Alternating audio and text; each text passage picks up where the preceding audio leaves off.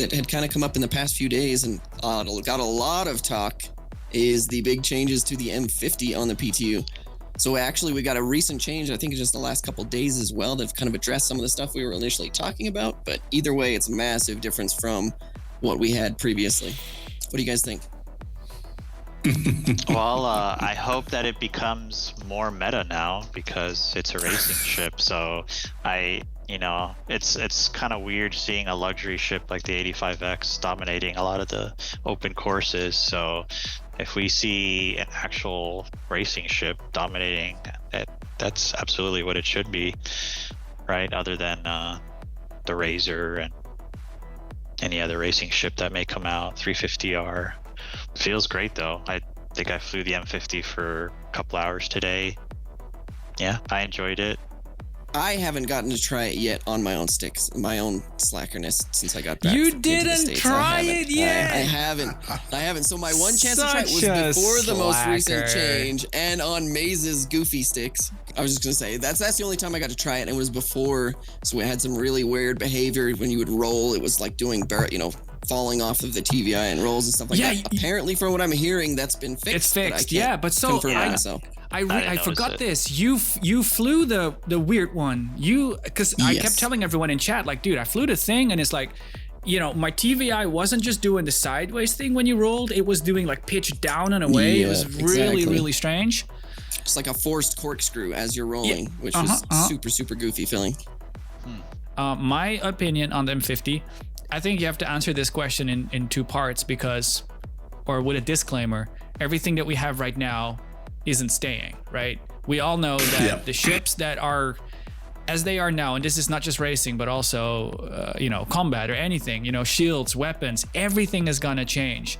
And when it comes to flying, the flight mechanics, there are entire systems that aren't in game yet, like the control services, master modes that is coming. So everything is gonna change. So with that out of the way, I'll kind of answer it for the now, with what we have now and what we want to see for ships now. And I haven't decided yet because I think everything is fine. I love the Razor. It's like a drifty, slap it around, get your shoulders out basically. Yeah, and I love that. The M50 and maybe the P52, P72, they're like aerodynamic flyers. They really need you to roll and pitch and not do any aggressive yawing because you're gonna really start like yaw wobbling and stuff like that. So I like the M50, but it's very fast on the mains. So like it raises the question, how fast do we want ships to go? Because we kind of want all ships to somehow, and talking racing ships, be competitive together, right? So they have to be sort of the same top speed, sort of the same turn radius and turn speeds. One can be slightly faster, one can turn slightly better, but somehow they need to be competitive with one another.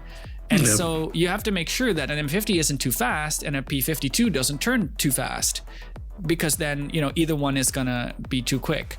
And so I don't yet know where that balance is, but I will say I don't think they found the balance. Shaqnu makes a great point with the 85X. It's out there. But right now, the racing ships are not at a competitive place. We have to reinvestigate all the ships for the Stanton Cup too, make sure we get the pool right. I like the M50, but it's hella fast. I'm not sure if we want it to be that fast. Look at Yadar, right? CIG is kind of hurt. They shot themselves in the foot because they did Lorville Outskirts, which is a big track in an Earth-like environment. So it's really large and you fly relatively slow. And so the sense of speed is mostly lacking. Then you've got Yadar, and the Snake Pit, which is really tight with thin atmosphere. So you're already going faster and you've got structures close together, and suddenly the sense of speed is incredibly significant. Where Yadar is still fucking massive, right? But it doesn't look that big. It just looks like normal sized. So then the question is like, are they being smart with it? No, they're not. By putting Yadar on a thin atmosphere track and Lorville Outskirts on an Earth-like track, they're shooting themselves in the foot when it comes to sense of speed, because Lorville will feel extra slow and Yadar will feel extra fast. So how fast do we want things to go? That's kind of like, we don't know. Yeah, I think F0. we'll also have to see. Even also, we'll have to check this again, even with the introduction of IFCS or master modes. But yeah. I want to add, because like Sacredis as well, he says, but Yadar is fun because it's thin. Of course, dude. I'm not saying it's not fun. I love Yadar how it is, but from a host perspective or for an audience perspective, tiny ship, massive track.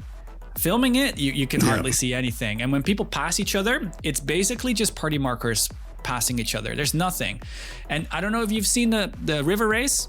For those that haven't, you need to go check our highlights video on the river race. Slow ships, tight environment, the most spectacular racing you've ever seen, because it looks like ships passing other ships.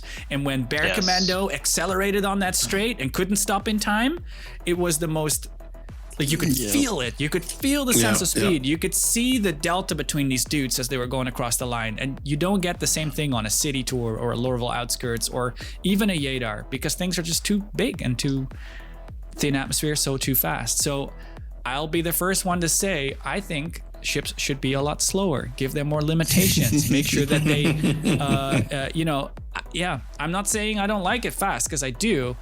But if you want really serious competitive esports level sim racing, I think you need to slow things down.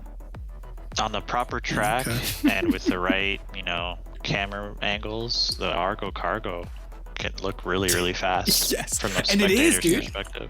And it is, right? Because it flies at miles per hour. It's fast. 550 mile per hour before boost. Yeah. Going through the containers through that chute of freight yards. I mean, it feels like you're going really fast, even in the cutter. Well, you are. The cutter, I have is the cutter's even faster than the Argo Cargo. Yeah, it is. Yeah. You're saying time? I was gonna say the problem I have is I'm kind of torn in half, right? As a racer, if I'm just looking through it with my own selfish eyes, I just want to go faster, faster, faster. Give me the M50 times 1.5 like it's going to be, and let me go 1,000 meters per second on these Atmo tracks, because I just want to push it. I just want to slam my sticks around. But then, because I'm commentating and casting and filming this stuff, I see the other side of the shoe where we're trying to make a good production for people and make this fun to watch. And if it's just, like you said, party markers going across the screen because everything's so tiny and so fast, so we've got to find this balancing point where we have really, really fun time for the racers, high skill ceiling, lots of room for people to grow and get really good at that top competitive level, but also something that can be produced well and that we can actually cover reasonably with the tools that we have. Yeah, there's got to be a reason why racing Argo Cargos around the snake pit or the freight yards gets people grinning the widest smiles, right? Because they go, oh my God, I'm running 6 people in a group across the straight, and the straight feels like an actual straight, and you have more time to absorb in all the racing action. And Shaknu, you made a great point earlier.